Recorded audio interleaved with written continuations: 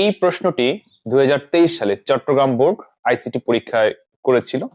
তো এই প্রশ্নটি আমি তোমাদেরকে একটু ভিন্নভাবে শেখাবো, কারণ হচ্ছে তোমরা সবাই কম বেশি জানো যে আইসিটি পরীক্ষার প্রশ্ন কিন্তু হুবহু আসে না। অর্থাৎ তুমি 2-4টি প্রশ্ন মুখস্থ করে পরীক্ষার হলে যাবা আর সব কমন পড়ে যাবে এমন কিন্তু না। মানে প্রচুর পরিমাণে প্র্যাকটিস চালাতে হবে, বেসিক জানতে হবে। তো যাই হোক, আমি এখন এই প্রশ্নটি তোমাদেরকে একটু ভিন্নভাবে বুঝাবো। আর কিভাবে বুঝাবো বলতেছি। এখানে ক খ গ ঘ লেখা ছিল, অর্থাৎ গতে বলা ছিল যে এই উদ্দীপকটা এইচটিএমএল করো, আর ঘ নম্বরে বলা ছিল হচ্ছে এই মানে চিত্র 2 এর এইচটিএমএল কোড করো, আর ক খ হচ্ছে 3 টাইপের। তো তোমরা ক খ হুবহু কমন বাঁধাতে পারবে, অর্থাৎ 10টি প্রশ্ন পড়লে দেখা যাচ্ছে একটা ইজি চলে আসবে। তো ক খ উত্তর সাজেশন বা ফুল কোর্স আমার কাছে যারা আইসিটি কোর্স করে তাদের ভর্তি হওয়ার সঙ্গে সঙ্গে পুরো বইয়ের বেসিক ক্লাস রেকর্ড আকারে সাজিয়ে দেই, লিঙ্ক আকারে করে করে। আর এই ক এবং খ উত্তর সাজেশন দেই। তো তোমরা চাইলে আমার কোর্সে ভর্তি হতে পারো, ইনশাআল্লাহ আইসিটিতে কোনো সমস্যা হবে না। ওকে, বিস্তারিত জানতে আমার এই নতুন হোয়াটসঅ্যাপ নাম্বার এসএমএস দিও। তুমি জাস্ট শুধু আমাকে একটা এসএমএস দিলে আমি বিস্তারিত বলে দেবো, ইনশাআল্লাহ আইসিটিতে কোনো সমস্যা হবে না। দ্রুত ভর্তি যাও, যে হাতে যে কয়দিন সময় আছে তাতে কোনো সমস্যা নেই। তোমার আইসিটি ভালো করার দায়িত্ব আমার। ওকে, তো দেখো এই গ নম্বরে বলা ছিল যে প্রশ্নতে গ নম্বরে বলা ছিল চিত্র 2 এর এইচটিএমএল কোড লেখো। তো যদি এইটা না বলে বলা হতো যে চিত্র 2 এর টেবিলটা রোকে কলাম, অর্থাৎ রো স্তম্ভে কলাম এবং কলাম স্তম্ভে রো করে তারপরে এইচটিএমএল করো, মানে এই টেবিলটাকে ঘুরাইয়া, যেটা যেমন এবিসি কোম্পানি কলাম আকারে 2 ঘর দখল করে আছে, রোজ জেপিজি একটা ছবির ট্যাগ। তো এইটা আবার তোমার সারি আকারে 2 ঘর দখল করে আছে, একটা ছবির ট্যাগ। তো যদি বলে যে রো কলাম আকারে থাকবে, কলাম রো হয়ে যাবে, তারপরে এইচটিএমএল করো।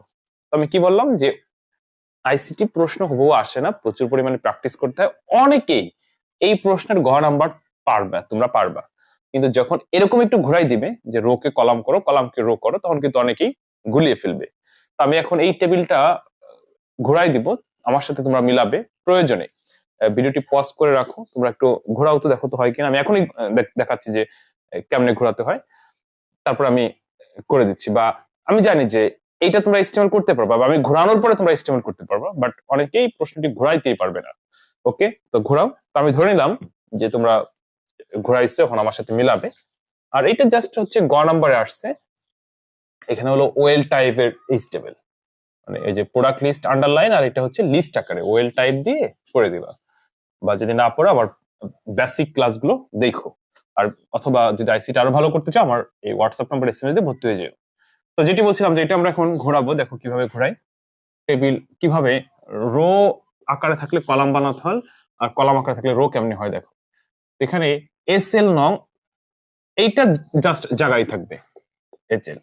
এবার এবিসি কোম্পানি কলাম আকারে 2 ঘর দখল করাচ্ছিল, এবার রো আকারে 2 ঘর দখল করবে। এই যে হচ্ছে তোমার রো আকারে 2 ঘর দখল করলো। ওকে, আচ্ছা, এখানে তুমি লেখো এবিসি কোম্পানি, এটা ছোট করে লিখি, এবিসি কোম্পানি। মানে এইটা সারি আকারে ছিল, এখন উপর নিচে হয়ে গেল। আবার এবিসি, এবিসি এরকম হবে, এইখানে এ, এইখানে বি। দেখো একটা জিনিস লক্ষ্য করো, এইটা কিন্তু নিচে উপরে ছিল, এখন কিন্তু পাশাপাশি হইল। আচ্ছা, এ নাম্বারে কি ছিল? মনিটর, তুমি এখানে মনিটর লিখবা। আর বি সিরিয়ালে ছিল কিবোর্ড। এরপর দেখো যে এই টেবিলটায় রোজ ডট জেপিজি এটা কিন্তু সারি আকারে 2 ঘর দখল করছিল, এখন কলাম আকারে 2 ঘর দখল করবে, অর্থাৎ রোজ ডট জেপিজি ফরম্যাটে আছে। তো এই হচ্ছে হলো কোন টেবিলটা ঘোরানোর পদ্ধতি, অর্থাৎ তোমার রো কে কলাম, কলাম কে রো করার সিস্টেম। তো দেখা যাচ্ছে যে তোমরা মোটামুটি এইচটিএমএল পারো। মানে আমি যদি বলি যে এইটার এইচটিএমএল করো, অনেকেই পারবে। আমি যদি বলি এইটার এইচটিএমএল করো, তাও অনেকে পারবে। কিন্তু সমস্যাটা কোথায়? সমস্যাটা হচ্ছে এইচটিএমএল জানার পরেও অনেকে টেবিল ঘুরাইতে পারে না, এটা হচ্ছে সমস্যা। এই জন্যই এইচটিএমএল প্রচুর পরিমাণে, মানে তোমার আইসিটি প্রচুর পরিমাণে প্র্যাকটিস করতে হয়। কারণ প্র্যাকটিস করা না থাকলে, কারণ হুবহু তো আসে না, যার ফলে অনেকে গুলিয়ে ফেলে। তো ধরো এখন আমি যদি তোমাদেরকে বলি যে এটার এইচটিএমএল তোমরা করো, এটার এইচটিএমএল করো, আমার মনে হয় অনেকেই পারবে, এবং অবশ্যই তোমরা বাসায়ও প্র্যাকটিস করবে, যে নিজেরা এইচটিএমএল করার চেষ্টা করবে। যদি কোনো কারণে এটা করতে সমস্যা হয়, প্রয়োজন আমি তোমাদেরকে এরকম ভিডিওর মাধ্যমে আবার ভালো করে বুঝাবো। আর এখন যদি আমি এটা সমাধান করে দেই, তাও দেখা যাচ্ছে যে তুমি যদি এইচটিএমএল না জানো, তুমি বেসিক না জানো, আমি ভালো করে বুঝাইলেও তোমার খুব বেশি কাজে লাগবে না। এই জন্য তোমরা যদি বেসিক একদম শুরু থেকে ভালো করে শিখতে চাও, তো সেক্ষেত্রে আমার এই কোর্সে ভর্তি হতে পারো। বিশেষ করে তোমার আইসিটি তে কোনো সমস্যা হবে না, এবং বেসিক থেকে অ্যাডভান্স লেভেলে পৌঁছানোর জন্য এই কোর্সটি খুবই কার্যকরী। বিস্তারিত জানতে আমার এই নতুন হোয়াটসঅ্যাপ নাম্বার SMS দিও।